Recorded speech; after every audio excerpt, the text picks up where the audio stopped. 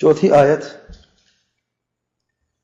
اللہ تعالیٰ فرماتے ہیں ادعو الى سبیل ربک بالحکمت والموعظۃ الحسنہ وجادلہم باللتی احسن. ادعو، اے میرے پیارے پیغمبر صلی اللہ علیہ وسلم، لوگوں کو بلاؤ، الى سبیل ربک، اپنے رب کے راستے کی طرف. ادعو الى اللہ، وہاں پہ ادعو الى اللہ پچھلی آیت میں، یہاں پہ ادعو الى سبیل ربک. کوئی فرق ہے؟ اپنے رب کے راستے کی طرف. کیسے؟ پہلے جانو بنیادی بات، دعوت دینی ہے رب کے راستے کی طرف، کسی اور راستے کی طرف نہیں، کسی جماعت کے لیے نہیں، کسی قوم کے لیے نہیں، کسی شخص کے لیے نہیں، کسی امام کے لیے نہیں، کسی اور ذات کے لیے نہیں، کسی اور راستے کی طرف نہیں. ادعو الی سبیل ربک، اپنے رب کے راستے کی طرف.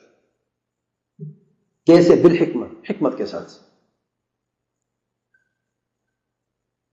والموعظۃ الحسنہ، اور اچھی موعظت کے ساتھ. پھر نمبر 3 وجادلہم باللتی احسن، پھر مجادلہ کرو احسن طریقے سے جب اس کی ضرورت پڑے. تو ابتدا مجادلہ سے نہیں ہوتی، ابتدا موعظہ سے نہیں ہوتی، ابتدا حکمت سے ہوتی ہے.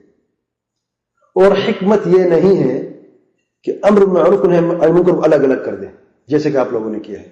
حکمت یہ نہیں ہے کہ بغیر علم کے دعوت دیں. حکمت یہ نہیں ہے کہ لوگوں کو الاہم کی طرف، الاہم کو چھوڑ کر مہم کی طرف بلاؤ. دیکھیں، ایک ہوتے مہم، ایک ہوتے الاہم، اس سے بھی زیادہ اہم چیز. نماز مہم ہے، زکوٰۃ مہم ہے، روزہ مہم ہے، حج مہم ہے، دعوت تبلیغ مہم ہے، جہاد مہم ہے، لیکن سب سے اہم کیا ہے؟ التوحید. وہ آپ کی دعوت میں واضح نظر نہیں آتا. وہ جو آپ کو جو صفات ستہ ہیں، جو 6 پوائنٹ آپ ہمیشہ بیان کرتے ہیں، جن میں توحید پہلے نمبر پہ، اس کی میں تفصیل بیان کر چکا ہوں کہ اس کا معنی کیا ہے، اس کی کون سے قسمیں آپ سمجھتے ہیں، وہ بیان کر چکا ہوں پچھلے درس میں. وہ بھی کافی نہیں ہے، وہ مفہوم بھی غلط ہے آپ لوگوں کا. تو اصل جو بنیاد ہے اس سے آپ لوگ دور ہیں. یہ کون سی حکمت ہے؟ پھر موعظہ حسنہ کی بات کرتے ہیں. موعظہ کیا ہوتا ہے؟ ایسی باتیں کرنا جو لوگوں کے دلوں کو نرم کر دے. ترغیب و ترہیب. آپ لوگ ایک طرف تو نہی عن المنکر کرتے نہیں ہو، برائی سے روکتے نہیں ہو،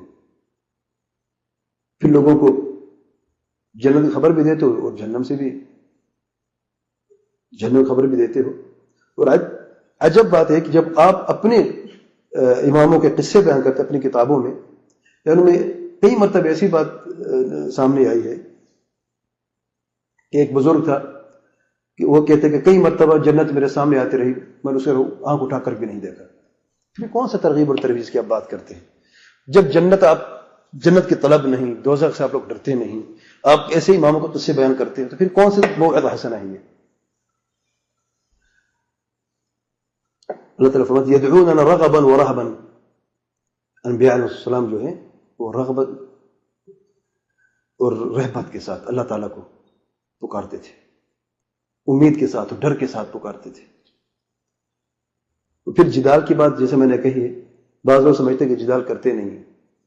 جی ہاں، عام طبعی ساتھی جو وہ جدال نہیں کرتے، لیکن ان کے جو امیر ہیں، جو ان کے علماء ہیں، وہ جب جدال پہ اترتے ہیں تو پھر کچھ چھوڑتے نہیں ہیں، کیونکہ علم تو ان کے پاس ہے نہیں. اور جب مجادلہ کرتے بغیر علم کے تو پھر بگاڑ ہی ہوتا ہے. ادھر سے بزرگ کا قول، ادھر سے بزرگ کو، کوئی ضعیف حدیث، کوئی کسی امام کا قول، یہ کوئی علم نہیں ہوتا، کوئی مجادلہ نہیں ہوتا.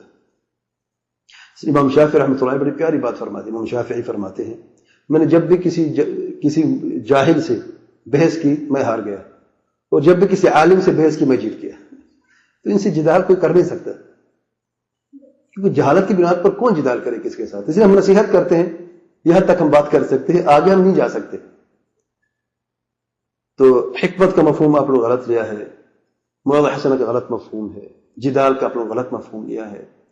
اور جدال کا میں نے قصہ بیان کیا تھا کہ شیخ عبید الرحمن محمدی صاحب جو ہیں، انہوں نے اپنی کتاب میں تبلیغی جماعت کا جائزہ جو ہے اس میں لکھتے ہیں کہ فضائل اعمال میں ایک قصہ ہے کہ ایک بزرگ کا قصہ ہے جو 15 سال تک انہوں نے کمر سیدھی نہیں کی اور 12 دن ایک ہی وضو سے نماز پڑھتے رہے. تو جب یہ بات انہوں نے ڈاکٹر طارق جمیل صاحب سے کہی بھئی یہ کتاب یعنی آپ کی کتابوں میں یہ چیز موجود ہے. تو جواب میں ڈاکٹر صاحب کہتے ہیں، ڈاکٹر طارق جمیل صاحب، کہ اس میں کیا مشکل ہے؟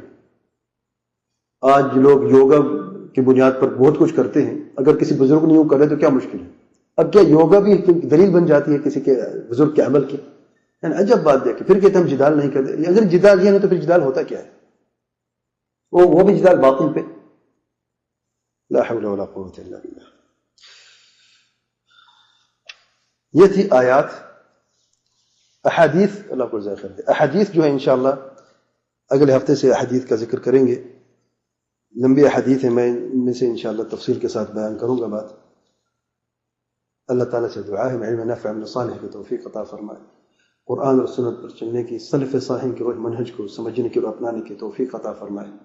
سبحان ربك رب العزة عما يصفون وسلام على المرسلين والحمد لله رب العالمين وصلى الله وسلم وبارك على نبينا محمد وعلى آله وصحبه أجمعين.